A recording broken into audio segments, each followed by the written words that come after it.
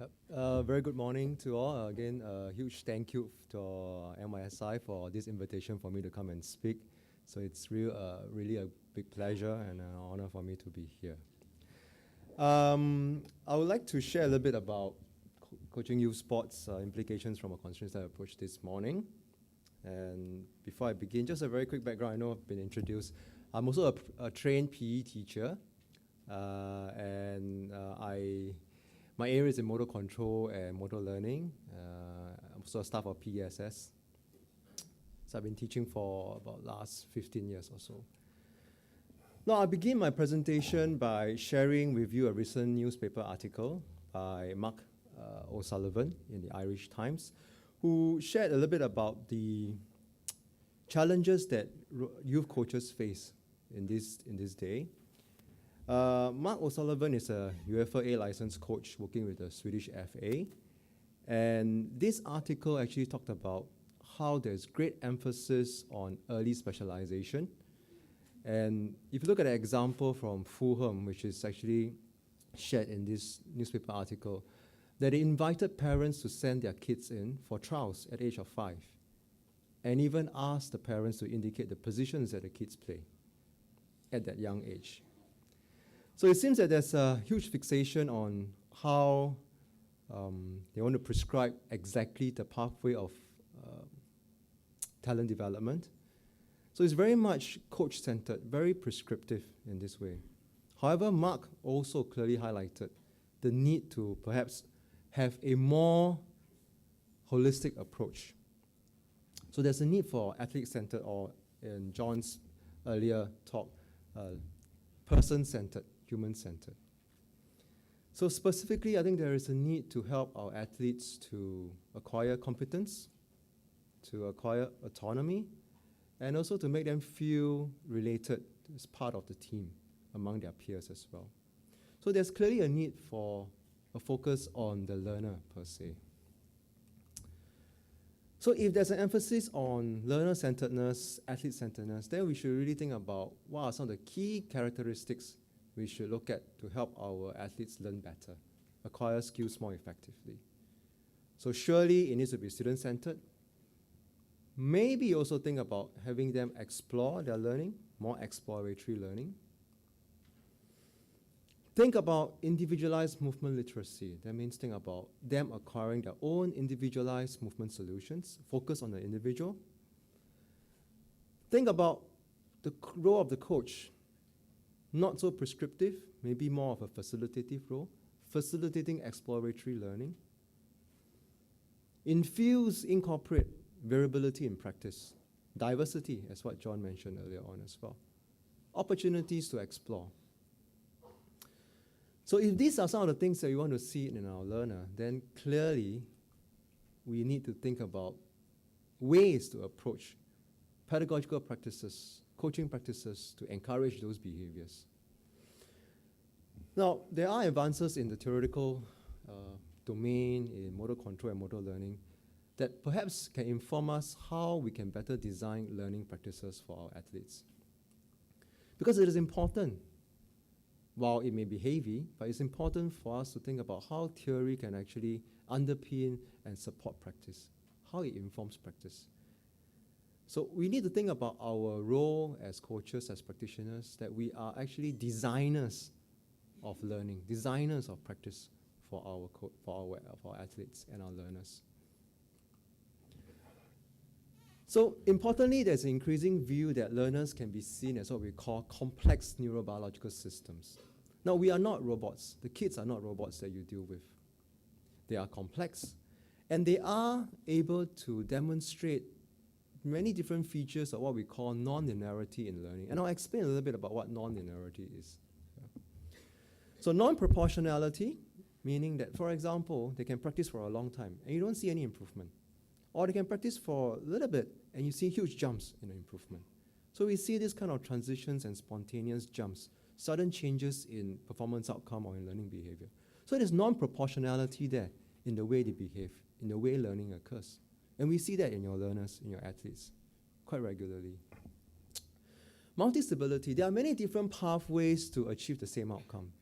Right? There isn't a one way to hit a ball. There isn't really one way to get your object on target. There are many different possible diverse movement solutions to achieve the same outcome. So there's multi-stability there in the way we observe our learners and our athletes in how they acquire movement skills. Parametric control, meaning that there are ways for you to scale perimeters in your coaching or learning setting.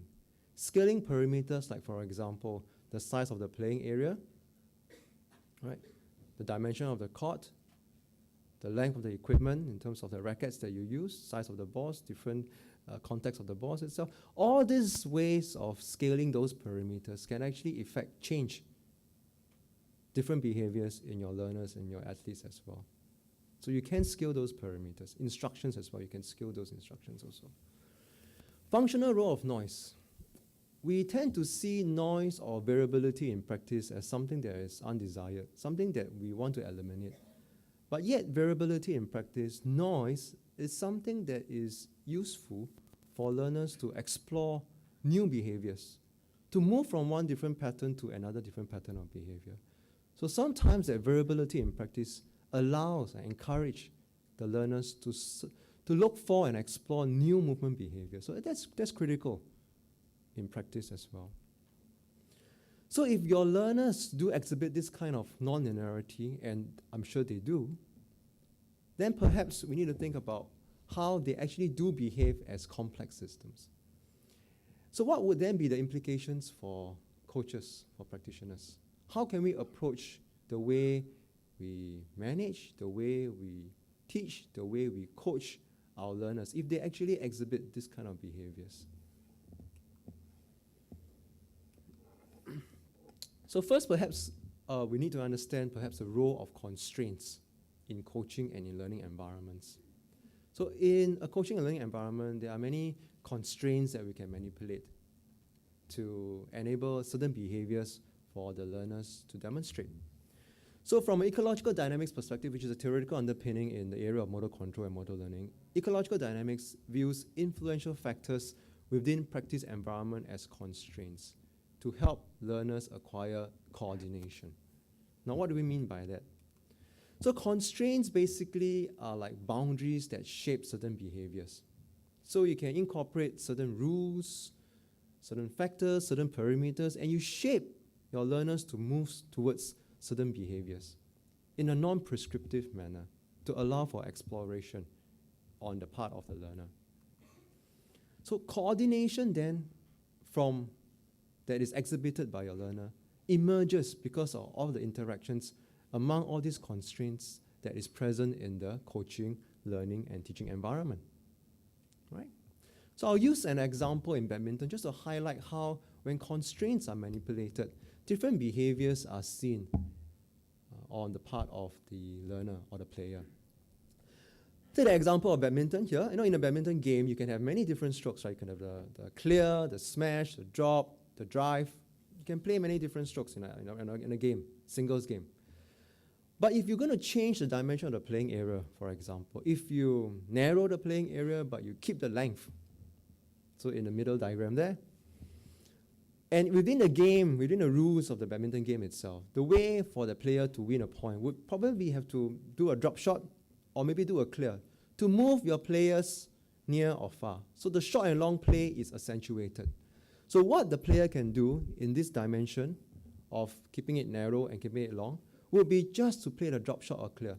The short and long play will emerge without you having to tell them that, hey, look, I need you to play the drop shot or the overhead clear, just by changing the dimension of the playing area. Similarly, if you just if you shorten the playing area and you keep the width, they will not be able to do your clear. They will not be able to do the smash. So what kind of behavior would emerge? The net play. They'll do all the net plays. And those behaviors will emerge naturally, self-adjusted, self-organized. You don't have to be very prescriptive to tell them exactly, this is what I want you to do. So you change the playing area, you change the dimension, and you see certain behaviors emerging because of the interaction between the player, the task, and the environment. And this is an example just to highlight what you can do as a practitioner, the power that you have in terms of manipulating constraints within a coaching environment. So that's basically the basis of the talk that I'm going to share today is to share with you the constraints-led approach. Movement system degrees of freedom can potentially be configured in a variety of ways, meaning that the human system is pretty complex. There are many joints, many muscles. There are many ways that we can move. There are many options. There are many movement solutions that we can take. But these constraints shape those movement solutions that could be present at that specific performance context. Just like the example of badminton, which I shared earlier on. Changing the dimension, you see different behaviors emerging. Right? So there are three big classes of constraints that we could potentially look at. The performer, the environment, or the task. So these constraints, the performer, environment, and task, will interact with each other, and we see the emergence of goal-directed behaviors. So they are functional, they are effective, that allows the participant, the athlete, the learner to achieve a task goal, an outcome. So the interaction is critical, just like the example I gave you on badminton. Now, another important component within the constraints-led perspective deals with the availability of information in the environment and how it influences movement. So information-movement coupling is critical. So in an environment, we perceive information and we move. And as we move, there's more information available that guides action. So this information-movement coupling, perception-action coupling is critical. Just like, for example, in a rugby game, you have a ball, see your opponents and your teammates ahead of you, you see a gap, you move. As you move, information available, it guides you in the next movement. So this perception-action coupling, information-movement coupling is critical. And it's cyclical as well. So it is important then, in any coaching, learning context, to as far as possible, keep this perception-action, information-movement coupling tight. Now, the information-movement relationship is important because it is the basis in which the learner builds affordances. Affordances meaning opportunities for action. So in any practice setting, learning setting, we are always trying to build activities to allow our learners to acquire and strengthen their affordances, opportunities for actions, so such that these affordances can be effective, can be functional in a game setting. So that is critical. So it is important then that practices need to mimic real-world performance conditions so that they can build affordances that are meaningful. So this is a quote by Pep Guardiola. I think you know, those who are familiar with football. Football is the most difficult game in the world because it is open and every situation is completely different and you will have to make decisions minute by minute. So it is so dynamic. So you need to be able to arrange, organize your practice sessions such that it is as real as possible, so that you mimic the real world situation, so that your learners can build affordances, opportunities for actions that are meaningful, effective, and functional. So the constraints-led approach emphasizes the dynamic interaction between all those constraints that I mentioned, the tasks, the environment, the performer, and the emphasis on establishing sound, meaningful affordances. So that is what we are looking at. So practice tasks need to simulate key characteristics of competitive performance environment. So this is the key message here. So I'm just going to share a short clip with you. This is one of my favorite clips.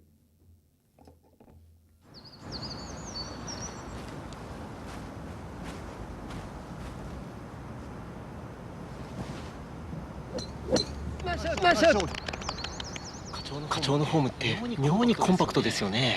だな。なんでだろう。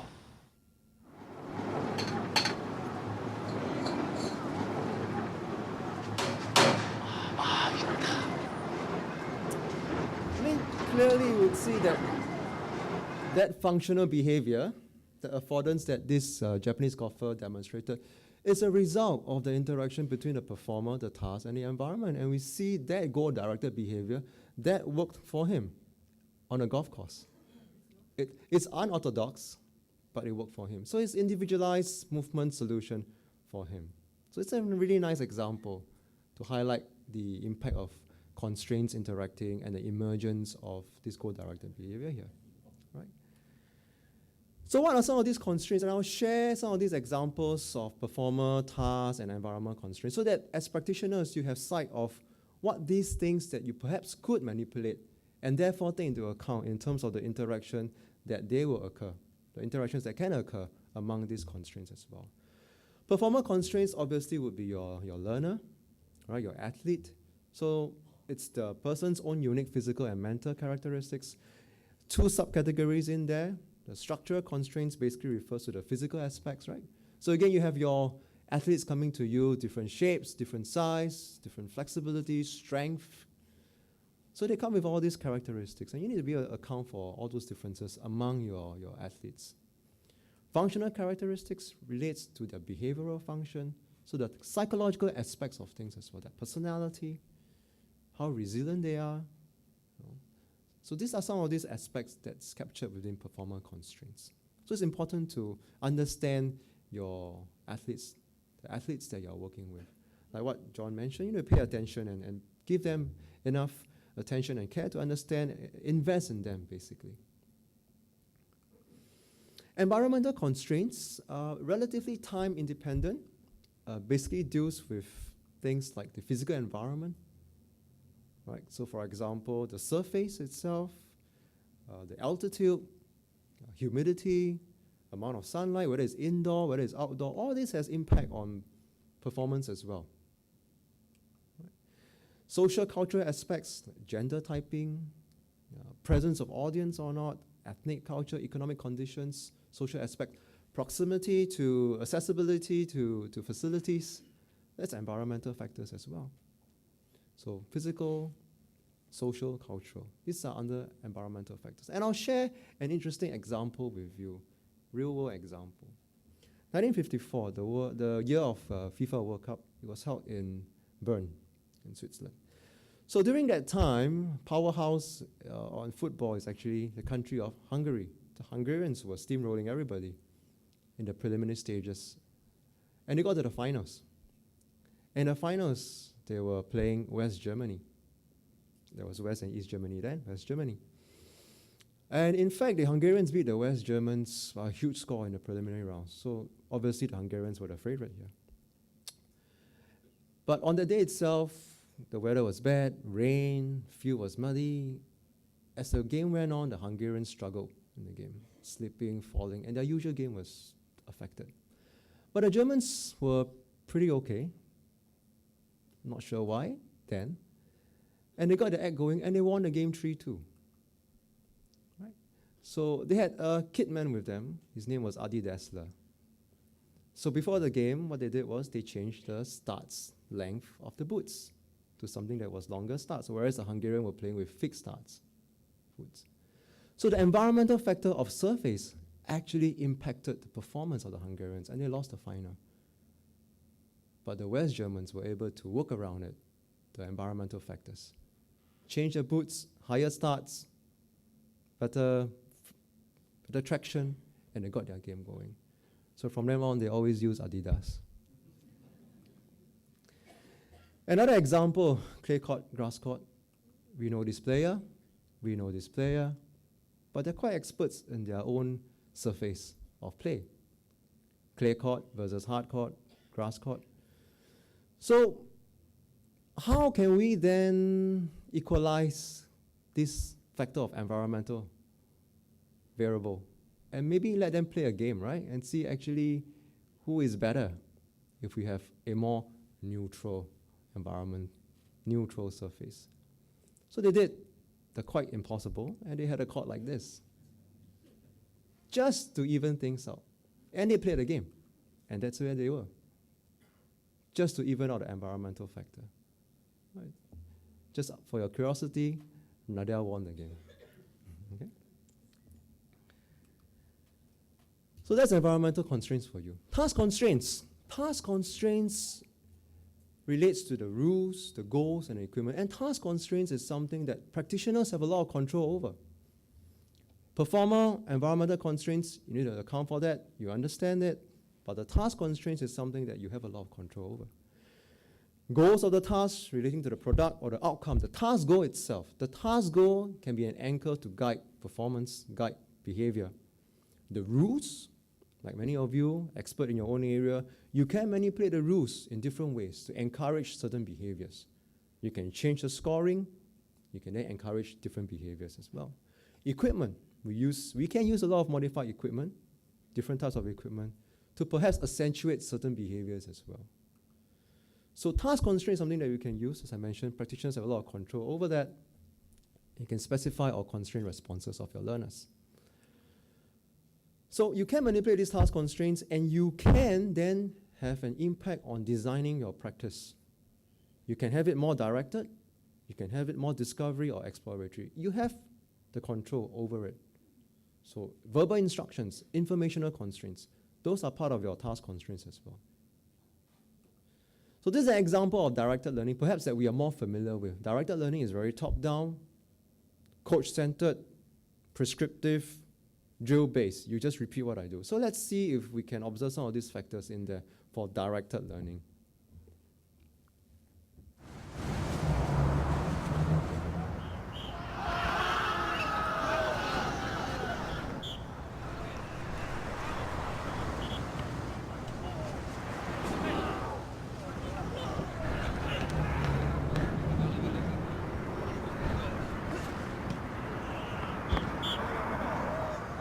Euro 2004.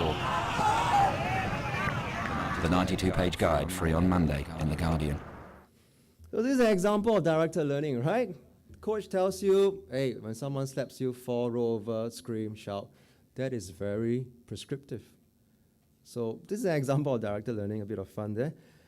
But really, we need to ask ourselves, do we always want to be very prescriptive and very explicit in terms of the information, instructions? Can we also provide opportunities for more exploratory learning? Do we always want to tell people exactly what kind of movement form we want them to exhibit? Do we actually think or believe that there should be an optimal movement pattern across and for everybody? That means everybody has to abide or follow a specific optimal movement pattern. Could perhaps the individual have their own optimal movement pattern for themselves that cater to their own learner or performance characteristics? Right? Perhaps that. For example, Michael Johnson, right? Legend in the 200 and 400 meters event. What is his running style like? Very unorthodox. Not the kind of movement pattern that you would see in terms of a biomechanical effective movement pattern, but he's a world champion, world record holder as well. How about this? High jump. As long as you clear the bar as high as you can, you win. It doesn't matter exactly how you get across it, isn't it? So prior to the Mexico Games in the 60s, many of the technique that was used was this straddle. Then came along Dick Fosbury, who revolutionized it. So as long as you get over the bar, different ways, different movement solutions, it's okay. You achieve the task outcome, the goal. This is another very interesting article by Mark O'Sullivan, which I mentioned when I started off highlighting his article on the challenges of the youth coach. As I mentioned, he's working with the Swedish FA, and this is what he mentioned. Yeah, I'm not sure if you can see. The purpose of training functional movement adaptable to a challenge in the game instead of expecting that everyone should copy a perfect action, right? Coaches often assume that an optimal motor action automatically leads to a good performance, but that is a false conclusion. Right? So again, there's an overemphasis on a correct pattern for the athletes and for runners. Not necessary. And he went on to highlight this. I'll just read to you as well. A good performance of an action in a game can depend on, for example, to win the ball back using a slide tackle. The goal is to win back the ball, not that the technical action of winning the ball looks correct. As long as you achieve the task outcome, it's fine, right? So the player can, of course, need some guidelines and advice for technical performance, but there should also be the possibility to find a functional solution that is for the individual. We should not lock a player into a biomechanical template as it does not consider the physical, psychological, and social differences for that individual. Right? So therefore, if you think that there is a possibility for them to find their own movement pattern, then they can become active learners as well. So many times, it is not about the form itself, but achieving the task outcome, the goal, that is critical.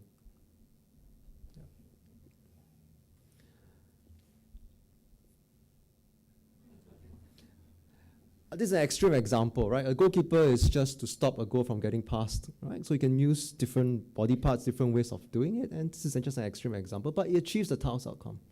So that's a crazy Colombian goalkeeper for you. So of course, there are certain rules that specify a certain movement pattern, like in gymnastics or in dance. But if it is just to achieve an outcome, then maybe you don't need to specify a specific movement form. Set the rules. Allow for exploratory behavior. So therefore, a constraint-led approach really is about allowing exploration, search, giving opportunities for helping or allowing our learners to find individualized movement solutions. Coach as a facilitator, not a prescriptor of specific movement form. This is a short video on golf coaching.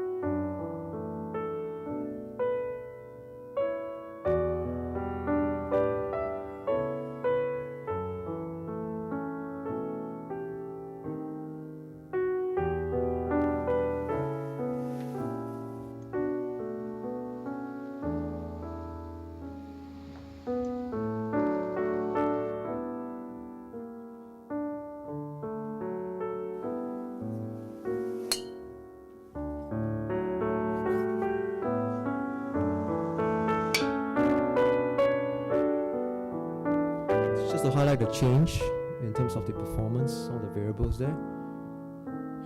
So this is the work by Marcus, and it's from Sweden. It's kindly shared his video with me.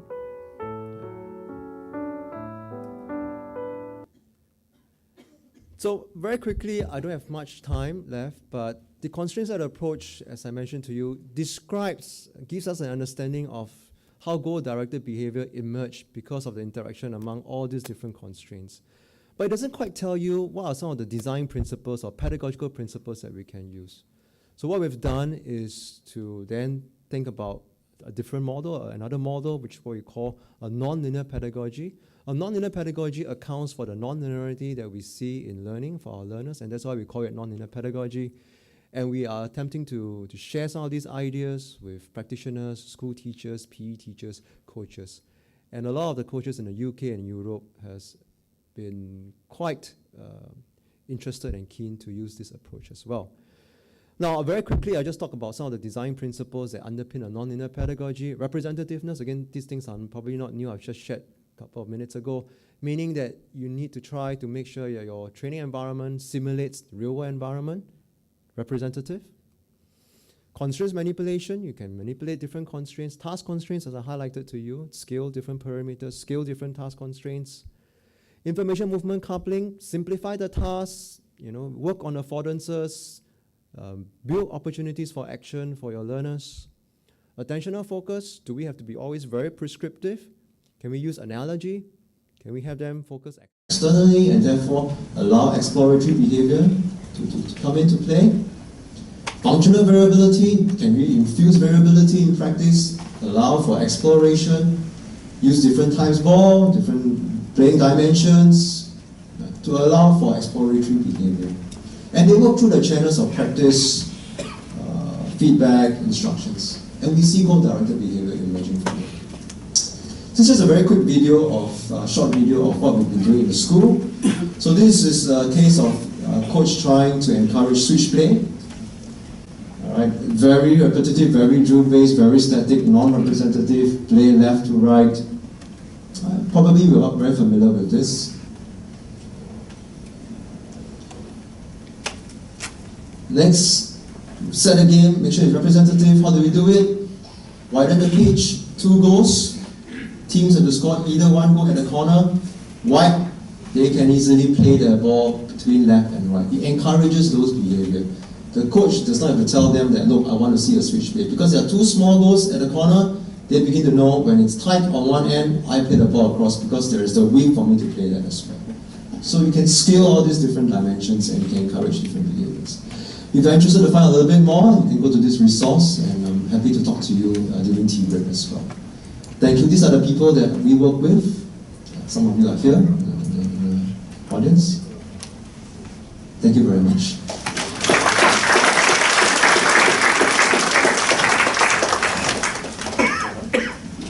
Thank you, Associate Professor Chow Jia Yi. Our next presenter, Mr. Troy Angle.